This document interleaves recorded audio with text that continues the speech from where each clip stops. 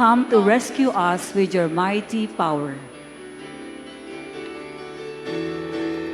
Alleluia, alleluia, alleluia, alleluia, alleluia, alleluia, alleluia.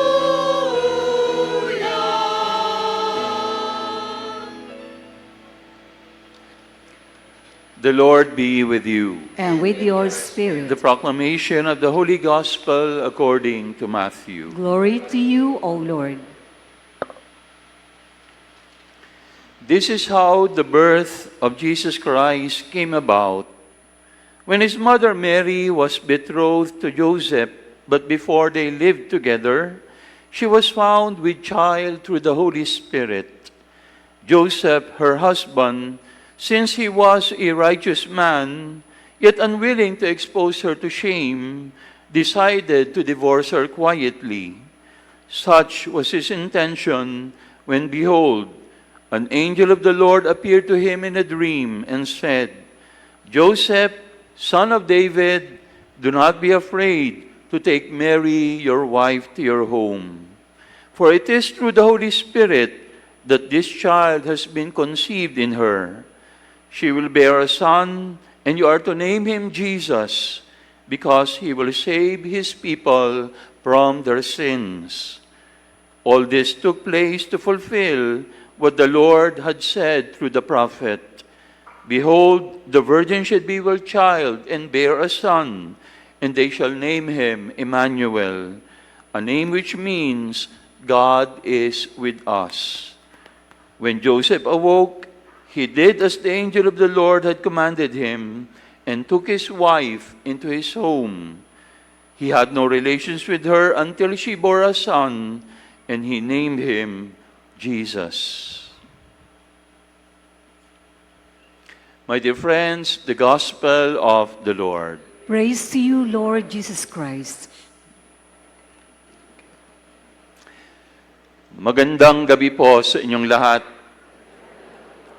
We are now on the third day of our 9 days preparation for the solemn birth of our Lord.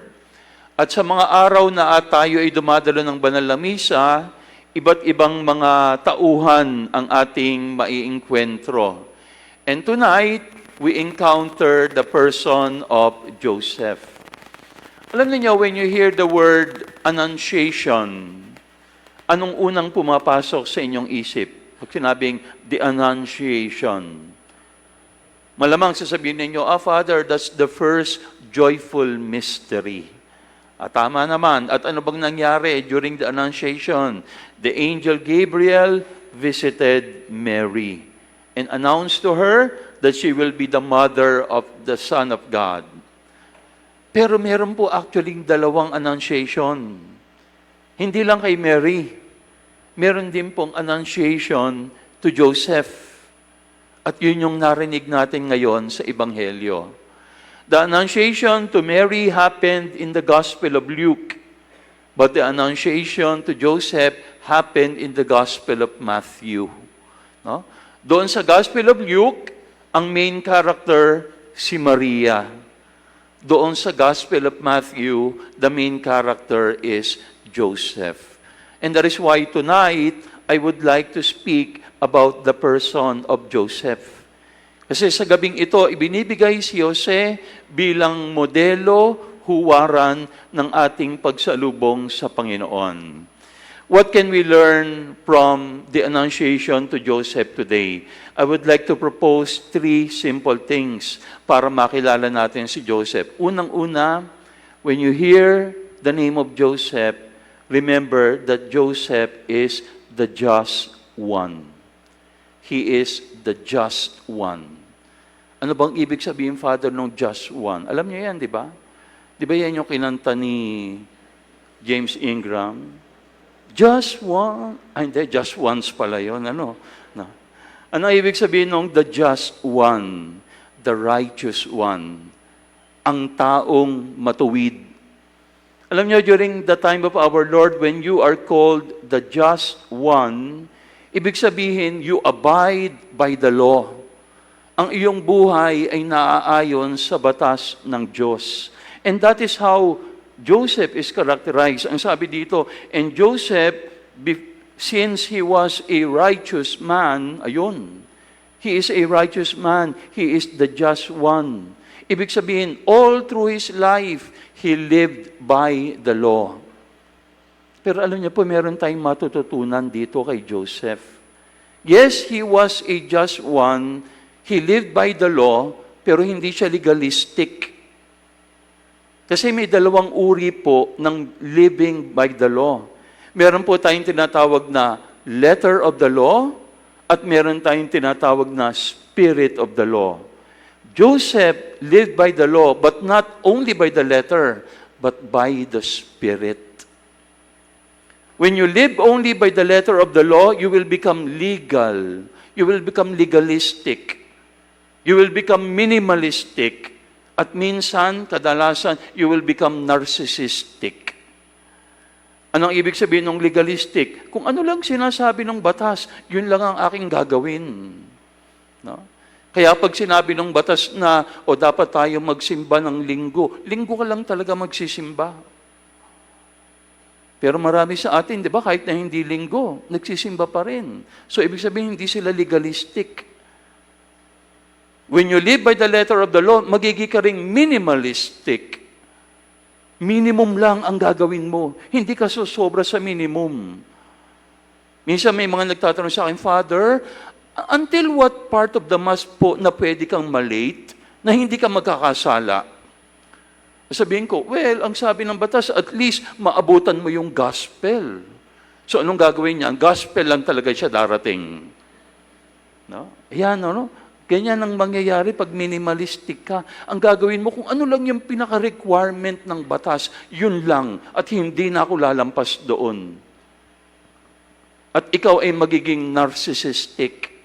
When you are living by letter of the law, ang isipin mo lagi yung iyong sarili. Kung ano yung madali para sa akin.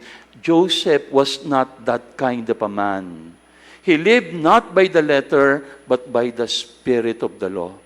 Kasi when you live by the letter of the law, you will become legal. But when you live by the spirit of the law, you will become ethical. Yan yung nakita natin kay Joseph. Hindi niya lagi iniisip yung sarili niya. Nakita natin sa Ebanghelyo, no? Si Maria, natagpo ang nagdadalang tao na, bago pa man sila nagsama. Anong sabi ng batas? Deuteronomy 22. Pag ang babae raw ay nakitang naglilihi at hindi pa sila nagsasama nung kanyang asawa, anong gagawin sa kanya? Dadalhin siya outside the city gates at babatuhin siya hanggang mamatay. That is what the law says. Ganun ba ang ginawa ni Joseph? Hindi. Ang sabi niya, hindi ko paparatangan si Maria. Aalis na lang ako para ako na lang ang pag-isipan ng masama ng mga tao. Sabihin nila, ay si Joseph, iniwan yung kanyang asawa. Gagawin niya yon para lang hindi mapahamak si Maria. Kasi nga, sabi ng batas, papatayin siya, babatuhin hanggang mamatay. Biro nyo na lang kung hanggang ngayon, ganyan ang ating batas. Mauubusan tayo ng bato. No? Sa dami ng ating babatuhin. No? Magiging pambansang sport natin yan. Ano? Yung pagbato ng mga nabubuntis outside of marriage. Pero yun ang hindi ginawa ni Joseph. Bakit? Ayaw niyang masaktan si Maria. Kaya ang sabi niya, he will live quietly. Siya na lang ang pag-isipan ng masama ng mga tao. So he was a just man. He was not just a man. He was a just man. Ang iniisip niya, ang kapakanan ng kanyang minamahal. So sana ganyan din po tayo. Let us live by the law, but let us not be minimalistic, let us not be legalistic, and most of all, let us not be narcissistic. Let us live by the spirit of the law, the spirit of love. Huwag tayong maging alagad ng batas. Tayo nawa ay maging alagad ng pag-ibig. Okay? So, Joseph is the just one. Pangalawa, sino si Jose? He is the hidden one. the hidden one. Tago, tahimik.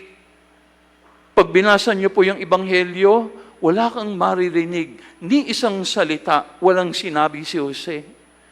Ni ubo, ni hatching, wala.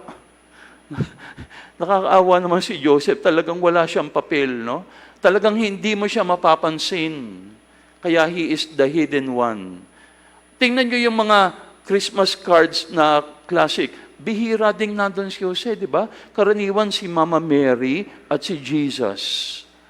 No? Yung mga kanta natin, laging wala din si Joseph. What child is this who laid to rest on Mary's lap is sleeping? Si Jesus lang at si Mary. Silent night, holy night, all is calm, all is bright. Round your virgin, mother and child. Oh, mother and child lang na naman. Wala na naman si Joseph. Kawawa naman. Pero alam niyo, pag naririnig ko po yung silent night, holy night, ang naaalala ko actually si Joseph. Why? Kasi para sa akin, Joseph is the silent night. K-N-I-G-H-T. He is the silent night, the holy night, the knight in shining armor. Ganun ang mga knights di ba? Gagawin nila yung tungkulin nila kahit na hindi sila napapansin. Gagawin nila yung tungkulin nila kahit na hindi sila mapapapurihan.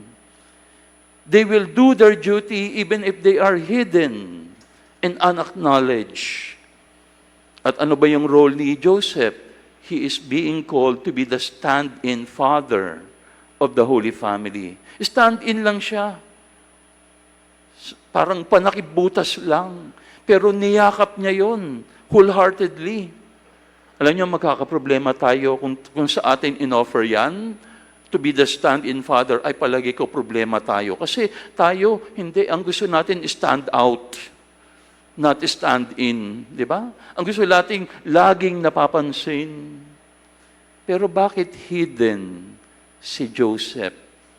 Because you will know the character of a person in hiddenness, in anonymity. Gusto mong makilala kung sino talaga ang tao? Gusto mong makilala kung sino ka talaga? Tingnan mo kung anong ginagawa mo pag walang nakakakita sa'yo. Saan ka nagpupunta pag walang nakakakita sa'yo? Pag walang nakakakilala sa'yo, doon mo makikilala kung sino ka talaga. At ganun si Joseph. Even in hiddenness, we know that he is the silent night, the holy night. Alam niyo, parang kung gagawa tayo ng analogy, si Joseph parang, tinitingnan ko, meron bang naka-necktie dito? Wala naman, ano? Huwag naman magagalit yung mga mahilig mag-necktie, ano? Na, yung necktie, anong mapapansin nyo? Lagi yung nasa labas. Laging naka-expose. Laging tumatawag ng pansin, umaagaw ng atensyon, di ba? Kaya lagi yung makulay, maganda, madekorasyon. Pero tanungin ko kayo, ano bang silbi ng necktie? Wala. Zero. Dekorasyon lang talaga. Palamuti. Pero panyo. Yung panyo ba nakikita? Yung panyo laging tago, pero lahat tayo may panyo. Pero ano yung gamit ng panyo? Pag naiyak ka, pupunas ka. Pag tumulo ang laway mo, pupunasan mo rin. Pag meron kang dumi, papahiran mo. Pag pinapawisan ka, tutuyuin mo. Ang daming gamit ng panyo, pero hindi nakikita. Laging tago. Very useful. Ganon si Jose. Hindi napapansin, pero napakahalaga. Sana ganon din po tayo. Huwag lang tayong laging stand out, parang necktie. Parang paepal lang na paepal, pero wala namang silbi. Pero let us be a handkerchief. Like Joseph, who does his role with diligence in hiddenness and in anonymity. At yan ang nakikita ng Diyos. Yan ang pinapalakpakan ng Diyos. Bakit? Di ba ang sabi din ni Jesus, if you are going to do something good, do not let your right hand know what your left hand is doing. Itago mo, huwag mong ipangalandakan. Dahil nakikita natin ang katotohanan ng ating pagkatao kapag tayo ay tago at hindi napapansin. Joseph is the hidden one. Ano nga uli yung una? He is the just one. Pangalawa, the hidden one. Pangatlo at huli, He is the sacrificial one. He sacrificed Himself. Ano bang ibig sabihin ng sacrificial? He always puts others ahead of Him. Alam niyo yung The Nativity Story, meron doong scene na gustong-gusto ko. Ang ganda ng pagpapakita nila. Nung makitang buntis na si Maria, pinagagalitan ni Joaquin at ni Ana si Maria.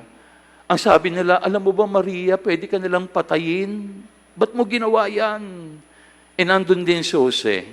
Sabi nila, paano na lang si Jose? No? Nagsalita si Jose, sabi niya, let me speak. Natawa nga ako dahil siguro sabi ni Jose, sa Bible nga wala na akong dialogue At least dito sa pelikula, magsasalita ako. Pero anong sinabi ni Jose? Sabi niya, I will not press charges. If there is no complaint, there will be no trial. And if there is no trial, Mary will be safe. And then umalis siya. Kasi nung sinasabi niya yon, umiiyak siya. Dahil masakit sa kanya yon. At alam niyo kung ano yung maganda? Nung umalis si Jose, hinawakan ni Maria yung kanyang tiyan, na noon ay malaki na, kinausap niya si Jesus, at ang sabi niya, you have a decent man for a father.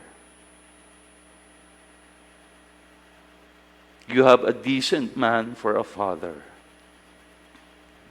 Siguro nung lumalaki si Jesus, siguro kinakwento lagi ni Maria, alam mo, nung nasa tiyan pa kita, pwede tayong mamatay Pero yung tatay mo, nagsakripisyo. Kaya buhay tayo ngayon. That is a sacrificial man. He is willing to lay down his life for his beloved. Yung mga lalaki nga dito, taas nga ang kamay. Taas nga ang kamay ng mga lalaki. O bakit ayaw nyo magtaas ng kamay? Tataas na nga lang ang kamay O, ang tanong ko, are you willing to lay down your life for your beloved? Yes. Parang galing sa ilong. Are you willing to lay down your life for your beloved? Ayan, ganyan ang night. Hindi, marami sa mga lalaki, you just want to lay down with your beloved. Pero kapag nagbunga na, ay babay, wala sa usapan yan, di ba? Pero si Joseph, talagang handang ibigay ang kanyang buhay because he is the sacrificial one. Ayan, ano? Yan si Jose. Ano nga uli yung tatlong iyon? Remember the initial JHS. He is the just one, He is the hidden one, He is the sacrificial one. Ano ba yung JHS? Yan din ang initial ni Jesus Di ba? Jesus, hominis salvator. Jesus, Savior of humanity. Yan ang initial niya. Pero makikita mo, si Jesus, He is also just, He is also hidden, He is also sacrificial. But that will be another sermon. Pero ano yung point na gusto kong sabihin ngayon? Like Father, like Son. No? Kaya ngayon sa misang ito, yun yung hilingin natin. Ano? Dahil tayo naman ay tinatawag din to be like Jesus. And so we pray that like Joseph and then like Jesus, we will be just, hidden, and sacrificial. Amen? Amen.